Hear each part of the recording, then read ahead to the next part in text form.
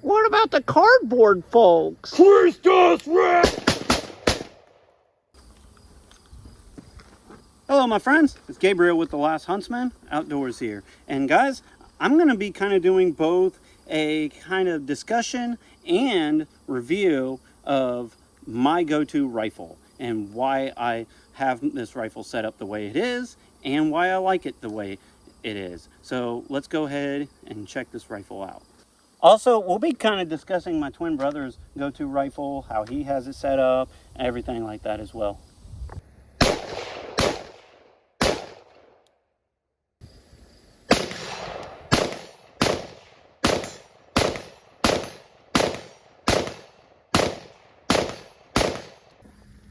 Alright guys, we're going to be discussing my rifle setup here, why I like it this way, why it's kind of my main go-to setup here. So this, guys, is just a really basic Prancing Pony Colt little M4 carbine. That's what it started off with. It actually even had like the standard Colt handguard pistol grip stock on there. I switched that out to the Magpul stuff, not because I think the Magpul stuff is just so much better, but more so just because I like the little bit longer length on I think this is the SL, I can't quite remember, handguard, and I put a BCM little angled grip on there. I like that for like a hand stop, everything. Of course, this does have just the standard gas block on there with the front sight. I personally kind of prefer that for my like main go-to rifles. The sling I'm rocking on this is just a Magpul sling. Now guys, you might see the way I do this is I'll put some paracord on the rifle itself, and then I just use the little gator clips and clip onto the paracord. I don't trust QD mounts. I've had QD mounts on this rifle before. Did a hike, and of course one broke on me, stuffed the barrel right into the dirt, and it was actually a brand new rifle when that happened, so I was pretty well done with QD clips at that point. This, guys, is quiet. It doesn't make a bunch of clanking noises or anything like that. One other thing I did change was the trigger. I can't even remember the brand of trigger, in all honesty, but the only reason why I changed out the trigger was because Colt had a recall on this particular rifle and their triggers, and I didn't want to send it in for a recall because, you know, it's just a trigger swap, so I just swapped it to this. But it is still just, I think it's just a still just a two-stage mil spec trigger, which is honestly kind of what I'm used to shooting, so that's what I stuck with. Of course, I have rear sight on there, and the optic I'm going with is the primary arms little, it's kind of hard to see, but the primary arms micro prism, 1x micro prism, and of course the iron sights do co-witness through it, which is pretty cool. And of course I got it all rattle canned up. I think brand new this rifle cost me like right at $1,200 or $1,300. So let's check it out some more. Okay. Ready?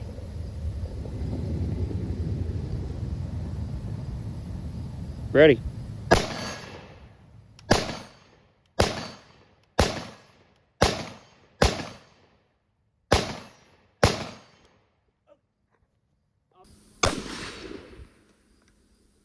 Oh, empty mag.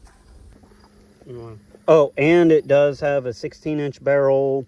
It's chrome lined. It's just straight from the factory from Colt, and of course it has a bayonet lug.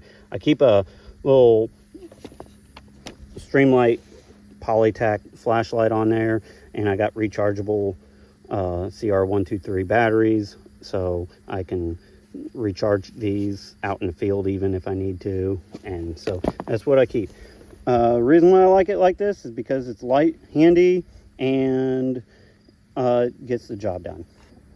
All right, and this is my twin brother's main go-to rifle. It's kind of a Franken-build rifle. Mine is all mostly Colt, other than just like the you know, cosmetic stuff that I switched out. He kind of built this rifle from the ground up. It's kind of a hodgepodge of a little bit of everything, but he's had a lot of rounds through it. It's been very reliable for him in this configuration. Kenny, you want to kind of explain your thoughts and processes and everything? All right. Initially, I went with the 20-inch. I carried a 20-inch through the Army, and I just like that extra barrel length. You get a little extra velocity, a little better out at range, and 5.56 out of the 20-inch just rocks. Like, yeah, 5.56. If you guys, a lot of people's never tried a 20-inch with 5.56, and especially these days. And 5.56 is definitely a different critter once you get out to range out of a 20-inch rifle. I carried a 20-inch a lot in the Marines. So, continue. So we'll kind of start here at the tip. Standard A2 front sight. I actually changed it up just a little bit. I put the Blitzkrieg front sight post on there. That is pretty cool. I never really cared to switch it out, but if you're rocking iron sights, that Blitzkrieg front sight is awesome. Same as Gabe, I got the Polytac Streamlight. Now, the reason why I go with the Polytac, and I'll be honest, they're cheap. They've been very reliable for me anyways, and they're light. You know, you don't got like a shit ton of extra weight out there at the end. I did do the rattle can on here, make it blend in. I got a mag that matches it too. The trigger, I got a CMC flat face trigger. I think it's like 2-pound trigger or something like that. Yeah, it's a light trigger. I've had that trigger before, and yeah, it's the rifle already is accurate. That makes it even more accurate. Kind of like Gabe said, it's a Frankenstein rifle, so the lower is a CMMG lower. The upper is a F&H rifle upper.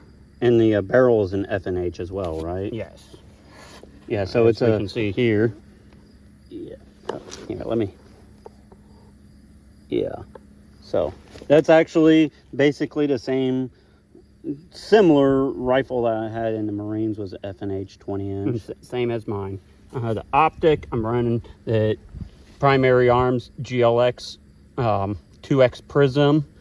Honestly, this is, of all the like Prism, red dots, all that, that's my favorite. The 2X gives you a little bit of zoom, but not too much. Not too much. I could still use it up close if I need to. Yeah, that's an awesome optic. I got one of those that's going on a new rifle, and I'm actually very impressed with that. I have actually considered doing it on this Colt, but this Colt just performs so good with just this little 1X, and so I just haven't cared to switch it out. I just got the basic Magpul furniture. I was initially trying to do the like Canadian C7 style, where it's the collapsible stock with the different buffer in it and all that. Just wasn't very reliable, or it wasn't as reliable. Yeah, it was mostly reliable, but I think it was messing with the cyclet rate on it, and so. And that's something like if you there's a kind of a couple different crowds that some people argue that you never should Franken build a rifle, and some people will say it's okay. And my biggest thing is, if you do, whatever you go with, you know, you need to put some rounds through it and test it out and make for damn sure it's running. Like this Colt, it has probably, I would say, 2,500 to 3,000 rounds through it at least. I don't know what. I probably got about 1,500 through it, which. Yeah, and so like definitely, you know, by the time you start getting, I'd say 500 rounds plus, you can start kind of judging whether it's reliable or not. So, you know, with us guys, we're not necessarily anti-Franken build, obviously, but just get rounds through it, test it out, and kind of tweak it, you know, if you have to. As soon as I put the rifle stock, rifle buffer and tube on it, it's been 100%. All right, just gonna do kind of a little quick run and gun drill here. All right. Contact.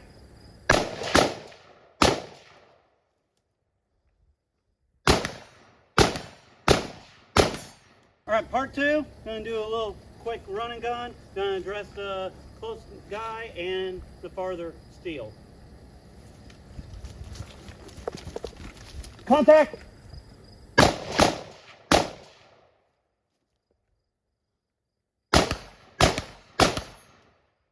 All right, I got Brother Kenny out here. He's going to do the same drill. Shooter ready? Go. Contact.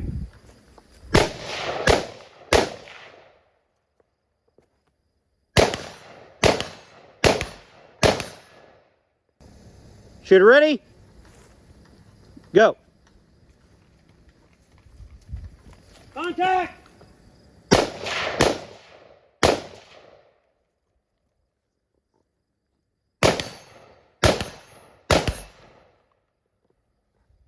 Okay, so Kenny, I'm gonna kind of point this out on your rifle here too. You got the extended charging handle there. Do you like that or not really? Yes, with the cognizant that you It can catch it. on your gear. Yeah, see, I personally don't like extended charging handles on my rifles. Like my little Colt here doesn't have that. I just kept it with the basic one. The reason being is because, you know, a lot of guys that doesn't carry a lot of gear don't realize this, but when you got like extended charging handles, the shit can catch on there and stuff. I'm sure this video looks like crap, but it can catch on there and stuff. And so I like to keep it as just like a basic charging handle, just because I don't like that catching. And you know, I did 6 years in the Marines. I'm used to just rocking it out like that anyways. So another thing I don't like too is any of the like little hooks and stuff. Oh yeah, like no, right I don't there. like those. That's always annoying because then you'll have like a little sling mount possibly like just digging into your hands, and I have like a really high grip on my rifle. Yeah, I think I went with the extended one on mine. One, I just had it laying around, but two, I wasn't sure what optic I wanted to run on it, and so I wasn't sure if I was going to do more of a scope or whatever. Yeah, we'll flip this around real quick. Which, on a this- 20-inch rifle, it'd be kind of tempting to do like a 1 to 6x. Which honestly, I have this back enough. That's kind of why I wanted that on there too, is because it'd be kind of hard to do like your basic. Yeah. So it's just easier to do it like that. Contact. Contact.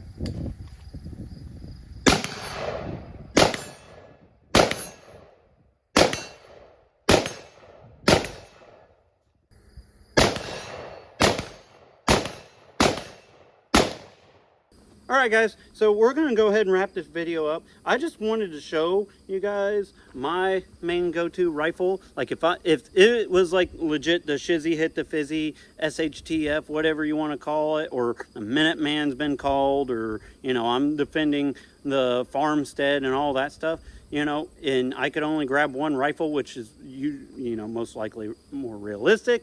This is my go-to rifle. It's just a basic M4 carbine, Colt. And you know, the main reason why I like this rifle a lot is it's accurate. I mean, I've taken this out to 500 yards, but 300 and in is definitely where this rifle shines. It's accurate, it's light, it's handy, it points well, it, you know, does everything I want it to do. And really, I don't like to have just a whole bunch of excess crap hanging off of you know, my rifle.